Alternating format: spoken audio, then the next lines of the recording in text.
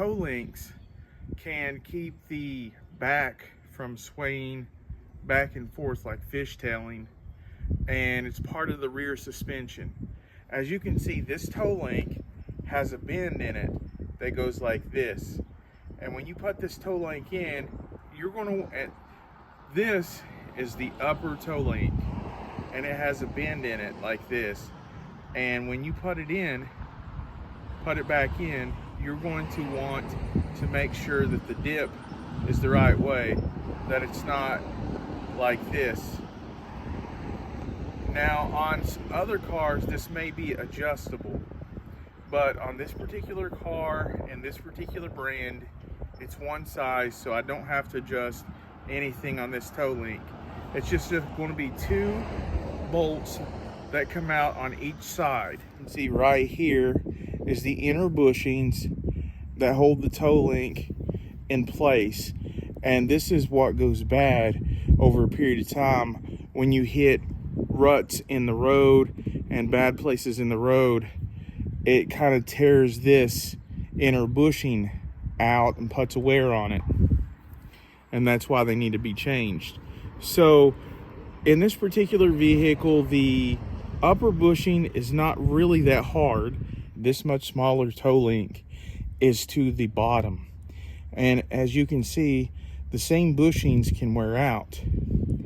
And a problem that people are facing, the reason why I got this video request, because people are having problems on the bottom toe link to get this very bolt out, because a lot of times this bushing will go bad on both sides, and this inner cylinder bearing will just spin with no way to get this bolt out.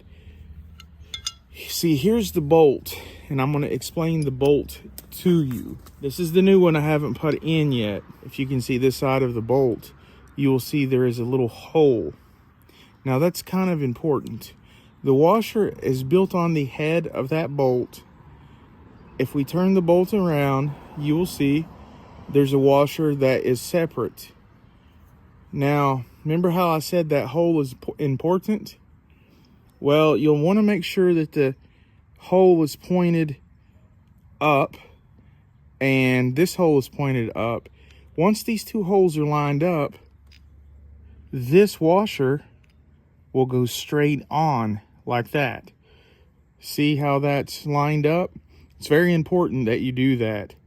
Now, if this is not lined up, let's say it's to the right, that washer will not go on. So no matter if you got the washer upside down, you're going to want to make sure that that other hole lines up before it can go on.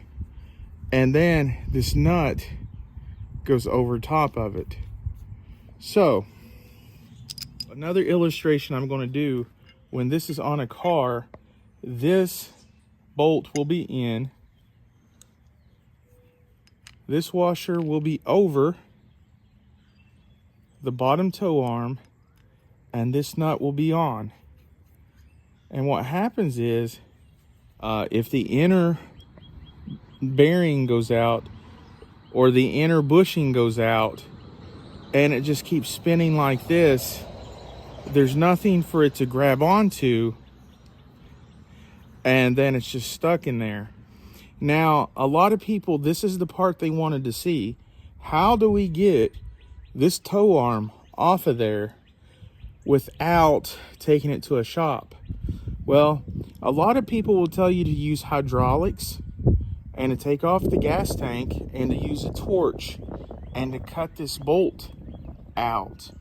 But I have another way. There may be 10 different ways to do this, but I'll show you the way I do it. I have a compact reciprocating saw, and when this is on the car, I go in between the ears of the bolts, and you got to go at this angle because it will be on a metal arm, and I put the blade underneath there, and then I cut on one side as it's going. It'll cut this side of the bolt off, and it'll cut this side of the bolt off.